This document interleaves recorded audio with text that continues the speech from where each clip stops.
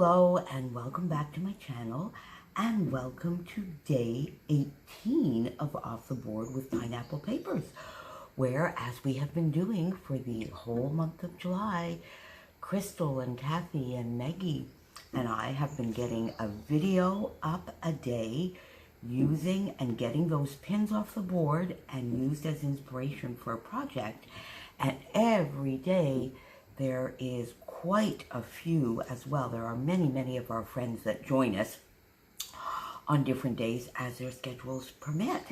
Now, I hope you were also able to be with so many of my friends and I yesterday to celebrate you, my 1,000 subbies, with an awesome hop.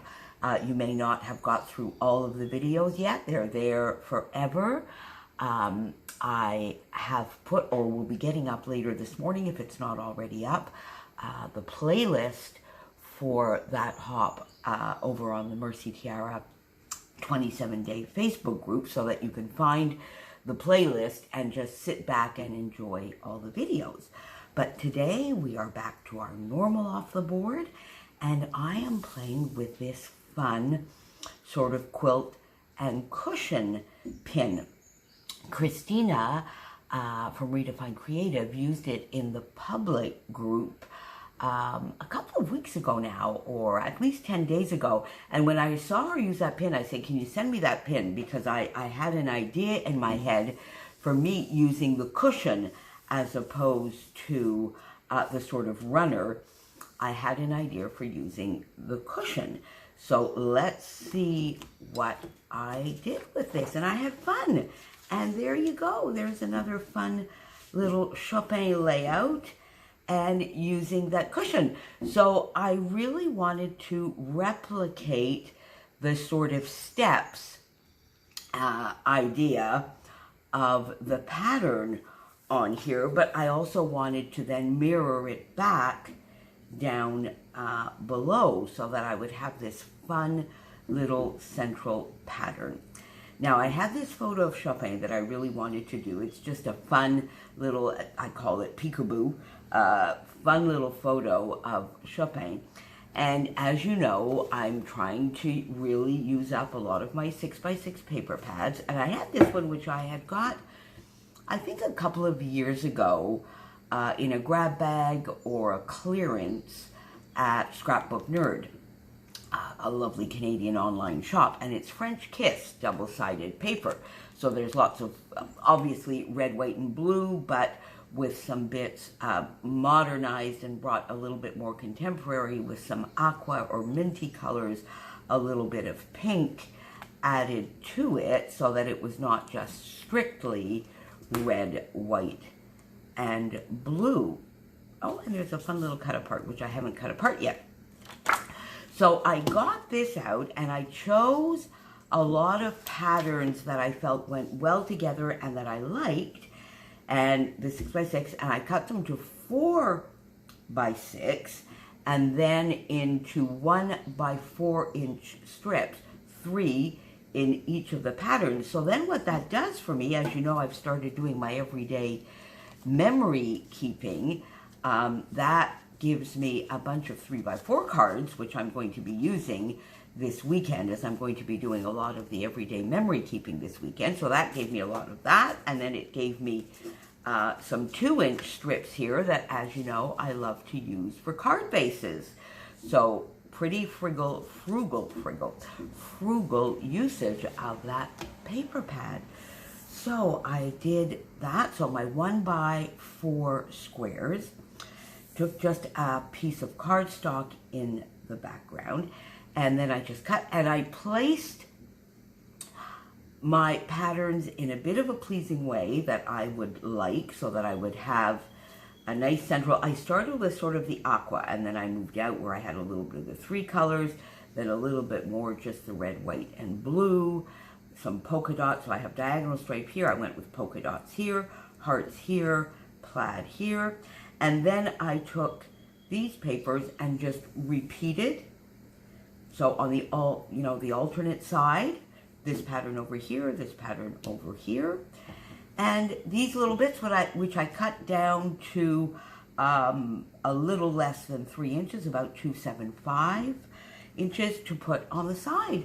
And I arranged my patterns. And I thought that was so much fun. I love it. It's a very different kind of pattern, but a nice, just central pattern where you really want the photo to be a focal, where you don't need a lot of embellishment because the pattern paper does that for you. But where I found on this lovely cardstock, it needed a little bit to make it all pop. So I outlined in white, just a nice little outline, very not in your face, quite faint, but you can see it, and it does give a little bit of actually a sense of dimension and shadow to all of the papers. And then, of course, I messily outlined the entire cardstock so that everything wouldn't be falling off the page. You know that is something that I enjoy doing. Did the frames that I've been doing quite frequently lately, which is a very narrow mat in the navy, a wider mat in the red, and then another very narrow mat in the minty aqua color. And I really do love what that does for photos. So thank you so much, Sarah, for that lovely idea. Mounted my photo up on foam. My original idea for the title was sort of the pika up here and the boo, so peekaboo down here, but I really did not like the way that was placing. I tried red. It would have been nice with red, but I found it was maybe just a little bit too bold and detracted from the photo. So I went and I got these fun little glitter, and I've used them recently, glitter thickers, foam thickers in my stash, and they have just a touch. I hope, can you see that? Just a touch of sort of aqua glitter in them. And I put my title up at the top, Peekaboo. That's exactly what Chopin is doing. And then just went into my stash and got some very old bits and pieces. Pink Fresh Studio. This is the one, I think I have one left on that sheet from the Wonder collection. This is a Fancy Pants design. Love Pink Fresh. These painted wood veneer, the hearts and stars, and some pebbles, dots that I still had in my stash, which are almost complete, because I am almost done all of my physical enamel dots in that transition I'm doing over to Nouveau Drop. So that's something I'm also quite proud of. A few little leaves here. So just a little bit of embellishment in these two little corners, a little deconstructed. I thought of filling up my corner. I don't know. What do you think, Helen? Should I go back and do? I was afraid it was going to be just a little too full and chunky. And then if I did these two corners, I would have to do the 4. And it sort of felt to me a little bit like all 4 or none. Helen, tell me, what would you have done? And tell me, what do you think? And I just did a teeniest little bit of journaling here. So Chopin loved to sneak under the fleece on Scotty's bed. Sophie taught him to do so. So exactly, when we still had our Scotty, he had his lovely bed, and there was always a fleece on it because it kept him warm in the winter and cool in the summer. And the kitties used to love to just go underneath that fleece. And Sophie, Chopin's girlfriend, who you've seen me scrap about before, she would actually go completely, and sometimes you had to be a little bit careful because you couldn't really see her, whereas Chopin loved to peek out at us and watch the world go by from his little fort. So there you go. That is my today's Off the Board, day 18. Again, please make sure you pop on over to Crystal channel, of course, and follow all of the links to everybody playing along today.